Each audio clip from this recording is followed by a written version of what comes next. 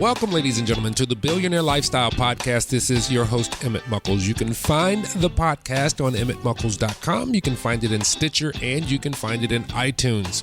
Please download the links, visit the website, leave a comment. As we move forward into a new year, there's many things that may be pressing our persons.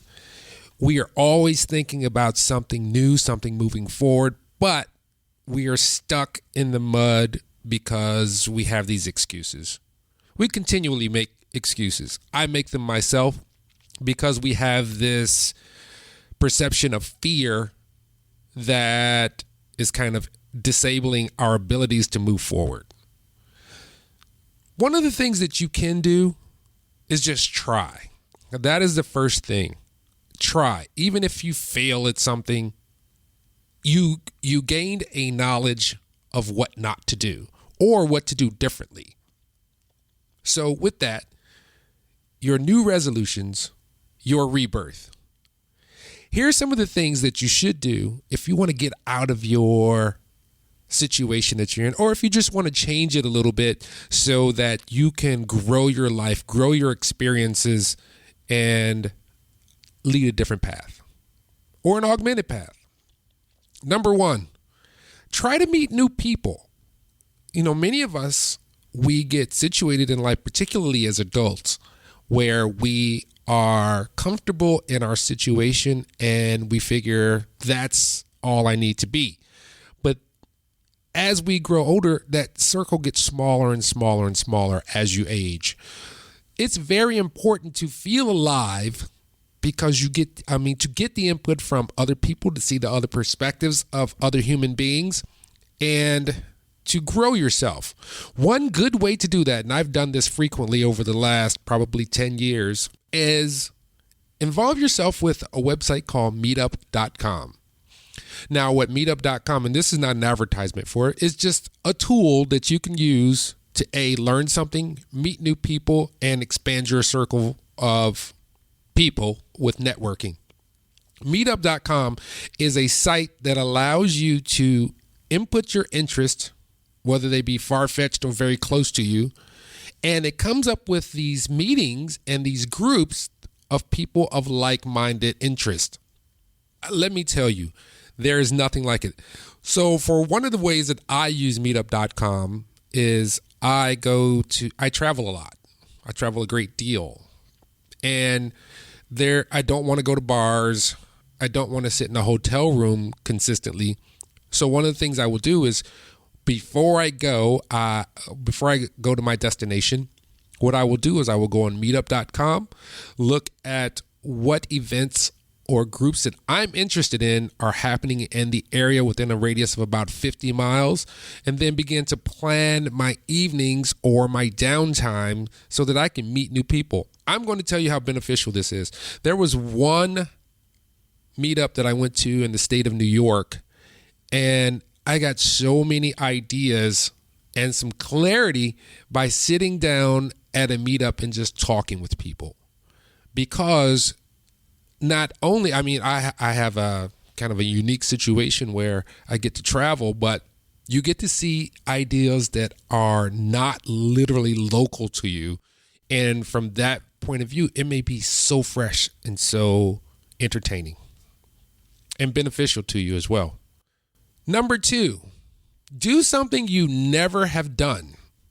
That could be anything. It could be mountain biking, it could be rock climbing, it could be just starting a blog, it could be going to work out, it could be anything, something that is not in your typical routine annually, every 6 months or monthly. Think of something that you said that would be interesting, and do it. Just try it. Just try to go out and do something that's new. Now, this goes back to the meetup.com scenario. You must grow. And one way that we grow is that we experience new things. For instance, when we were babies, everything is new to us.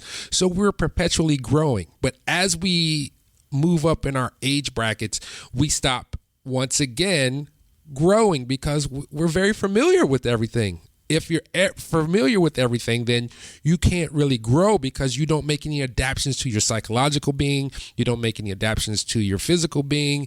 You don't make any adaptations to your spiritual being. So do something new, even if it's very uncomfortable. Because I did something about a year ago when I went to Europe that had me kind of uncomfortable. I was interested in it, but I was kind of uncomfortable. And once you find out that nothing catastrophic is going to happen to you, no one is going to berate you, no one's going to look down on you, you'll find out that you can do almost anything. Most Americans don't venture too far from their home. So we're going to get to number 3. I know this for a fact. I grew up in the city of Detroit, Michigan, and I've moved, but I've traveled a great deal throughout my adult life because of the occupations that I picked. I intentionally picked occupations that were not geographically centric, where I had to be a specific place, a specific time, or the same place, the same time, every day, week, month, year. I got it to where it was a variable.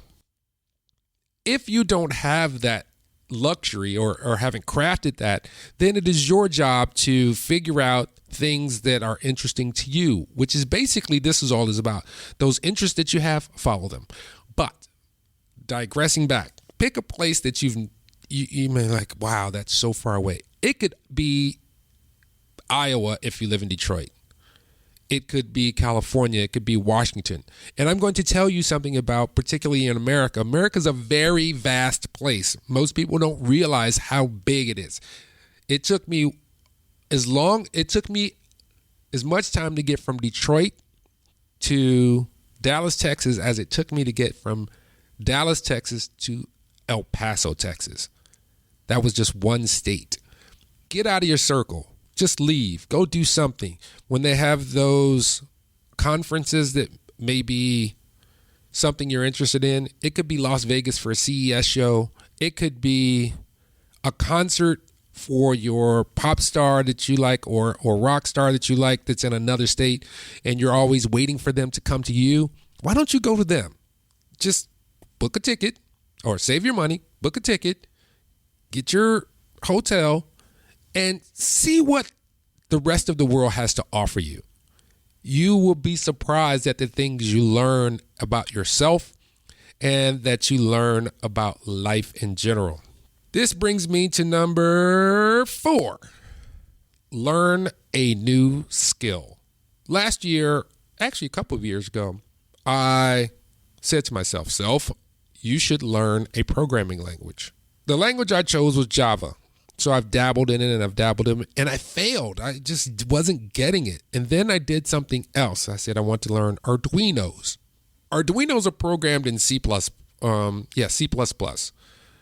And it was really simple. It was a great learning environment because I had objectives to attain by learning a specific small segment of programming. Let's venture forward like 12, 13 months. And what I found out was because I kept learning something new and something relative to the things that I was interested in, when I went back to Java, it was so much easier because now I understood the structure. And that's a lot of things with education is that we don't have an objective. And once you have an objective to do something and you have to learn it, then it's so much easier. So learn something new, find an objective and learn something new. It could be yoga. You could say, hey, I just want to be able to touch my toes like Bruce Lee did in the movies. So I have to learn yoga. And then you will go in with the premise with an objective so that you can something reachable. Number 5. 1, 2, 3, 4, 5. Work out a new style for yourself. It may be something different. You may be a t-shirt and jeans guy or a t-shirt and jeans person. Don't want to be sexist about it. Switch it up. Start wearing button-ups. You may wear gym shoes or tennis shoes or Nikes. Switch it up. Buy a pair of leather shoes and wear those for a while. Just switch your style up. because it brings something new. And what you will find out is that people are noticing that you're into yourself, that you're progressive in yourself, and it will bring you a whole new light to yourself. It'll bring a whole new level of confidence to your whole being. And one more thing, and the last thing, is that you must do this to build yourself up, to bolster that whole community within you, the mind, body, and spirit. And this is really simple. This is really, really simple. To rebirth yourself is to say thank you. Have gratitude.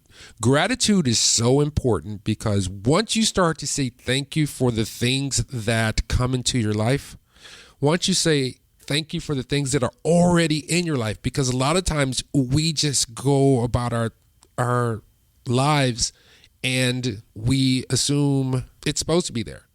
Nothing is guaranteed. One thing you must do is give thanks to the people in your lives, the situations in your life. For instance, about every day, I say thank you for my home. Thank you for my family. Thank you that I ate today. Thank you for the clothes on my back. Thank you for my health. And those are just some of them. There's a list. I just go down, I just look around me and thank you for being able to supply things. Thank you for being able to think, to see. There's so many things to be grateful for, particularly if you are in America or an industrialized country, because if you are in an industrialized country, you are richer than 99% of the people on the earth. And I'm looking from an American point of view, but the people that I've met globally are pretty much in a very similar situation. They may be taxed higher, and maybe taxed lower, but they can acquire the things that they need within a relative amount of time if they're responsible about their life. But here's the things that you should do, and I'm not saying you should do, I'm just giving you suggestions because these are practices that I live by. Try something new. That's what it comes down to. Try something new and be bold. Go after that thing that is just in the back of your mind. You have to wipe out what other people might think, because once you become a success, or once you have success with it, it's going to snowball. And then from there, what's going to happen is your life will be like a glowing sun in the sky. It's just going to illuminate the entire world. This has been the Billionaire Lifestyle Podcast. Enjoy the year. Now go live the billionaire lifestyle.